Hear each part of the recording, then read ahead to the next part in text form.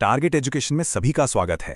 चलिए आज उन जादुई प्रक्रियाओं की दुनिया में एक सफर पर चलते हैं जो हमारे आसपास की हर चीज को चला रही हैं, यानी रासायनिक अभिक्रियाएं।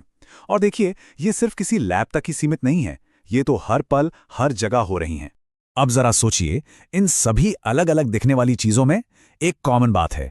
एक ऐसा धागा है जो इन सबको जोड़ता है, और वो धागा है केमिकल रिएक्शन। जी हां, ये वो बदलाव हैं जो एक चीज को बिल्कुल नई चीज में बदल देते हैं, और आज हम इसी के पीछे का राज समझने वाले हैं।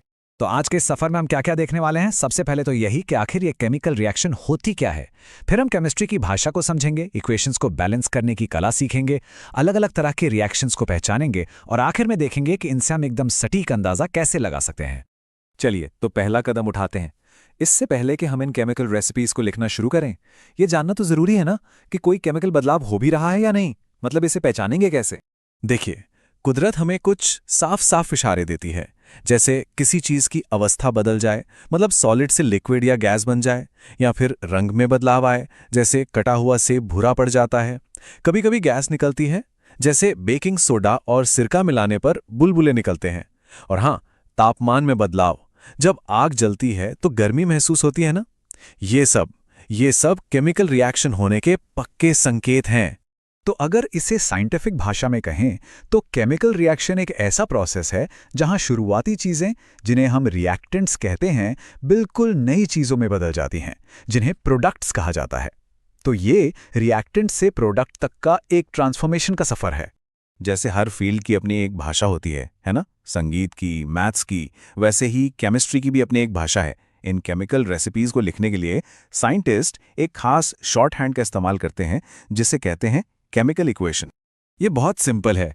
इक्वेशन की लेफ्ट साइड पर होते हैं रिएक्टेंट्स, यानी शुरुआती सामग्री, राइट साइड पर होते हैं प्रोडक्ट्स, यानी तैयार डिश, और बीच में होता है एक एरो जो बताता है कि बदलाव किस तरफ हो रहा है।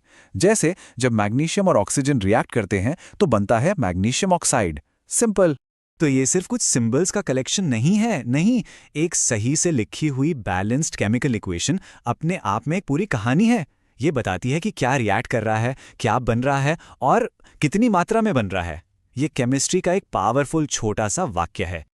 और इस वाक्य को हम और भी ज्यादा इंफॉर्मेटिव बना सकते हैं। कैसे? हर चीज के आगे ब्रैकेट में उसकी फिजिकल स्टेट बताकर। जैसे S मतलब सॉलिड, L मतलब लिक्विड, G मतलब गैस, और AQ का मतलब है एक्वस सॉल्यूशन, यानी पानी में घुला हुआ। अच्छा, अब आते हैं एक बहुत ही जरूरी कॉन्सेप्ट पर, इक्वेशंस को बैलेंस करना। और ये सिर्फ कोई नियम नहीं है, ये तो यूनिवर्स का एक फंडामेंटल लॉ है, एक ऐसा कानून जिसे हर केमिकल रेसिपी को मानना ही पड़ता है। ये कानून है law of conservation of mass. ये कहता है कि किसी भी केमिकल रिएक्शन में मैटर को न तो बनाया जा सकता है, ना ही खत्म किया जा सकता है। मतलब कुछ भी हवा से नहीं बनता और ना ही हवा में गायब हो जाता है। एटम्स बस अपनी जगह बदलते हैं, नए पार्टनर्स के साथ जुड़ जाते हैं, लेकिन रहते उतने ही हैं। तो इसका सीधा सा मतलब ये हुआ कि जब हम किसी इक्वेशन को बैलेंस करते हैं तो हमारा मकसद सिर्फ एक होता है, ये पक्का करना कि एरो के दोनों तरफ हर एलिमेंट के एटम्स की गिनती बिल्कुल बराबर हो, एकदम किसी तराजू के दोनों पलड़ों को बराबर करने जैसा। तो चलिए इसे प्रैक्टिकली करके देखते हैं, स्टेप बाय स्टेप चलेंगे। सबसे पहले हम एरो के दोनों तरफ हर एलिमेंट के एटम्स को गिनते हैं। फिर हम कोएफिशिएंट्स, मतलब फॉर्मूले के आगे लिखे नंबर्स को बदलते हैं ताकि एक एक करके सारे एटम्स बैलेंस हो जाएं।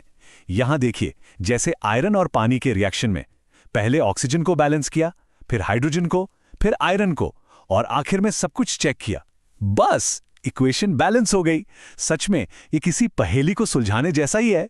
जैसे किसी रेसिपी बुक में सूप, सलाद, मेन कोर्स, डेजर्ट, सबके अलग अलग सेक्शन होते हैं, ठीक वैसे ही केमिकल रिएक्शंस को भी उनके पैटर्न के हिसाब से अलग अलग कैटेगरी में बांटा जा सकता है।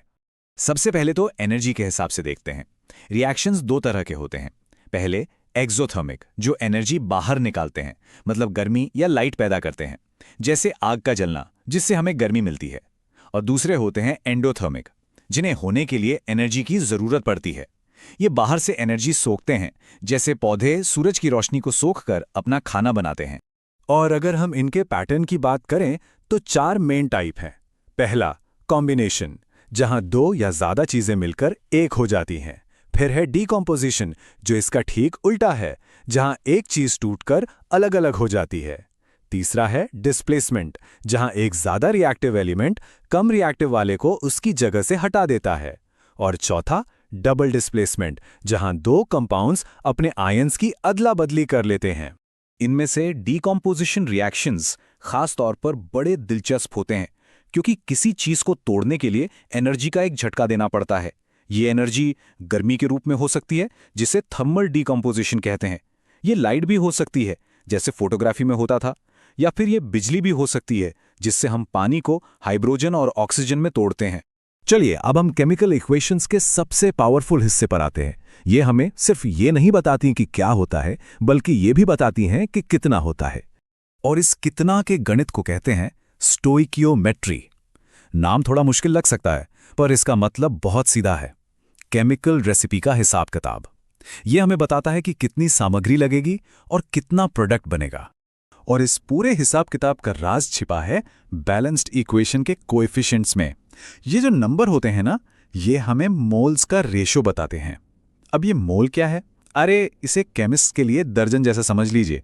ये एटम्स और मॉलिक्यूल्स को गिनने की एक यूनिट है, और यही रेशियो, यही सारी कैलकुलेशंस की चाबी है। जरा इस टेबल पर नजर डालिए। कमाल की बात है ना कि एक छोटी सी बैलेंस्ड इक्वेशन हमें कितनी सारी जानकारी दे देती है। ये हमें मोल्स का रेशो बताती है, मास यानी वजन का रेशो बताती है, और अगर कोई गैस बन रही है तो उसका वॉल्यूम भी बता देती है। मतलब ये एक केमिकल रेसिपी का पूरा ब्लूप्रिंट है।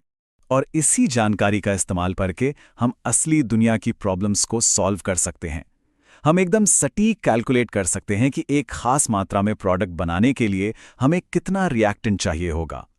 यही तो है केमिस्ट्री की प्रिडिक्टिव पावर।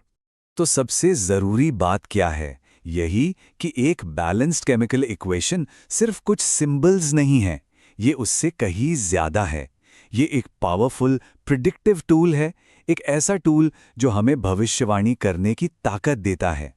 तो अगली बार जब भी कोई चीज पकती हुई या जलती हुई या उस पर जंग लगती हुई दिखे, तो याद रखिएगा कि वहां कुदरत की एक केमिकल रेसिपी काम कर रही है। ये ज्ञान हमें अपने आसपास की दुनिया को एक बिल्कुल नए नजरिए से देखने की ताकत देता है।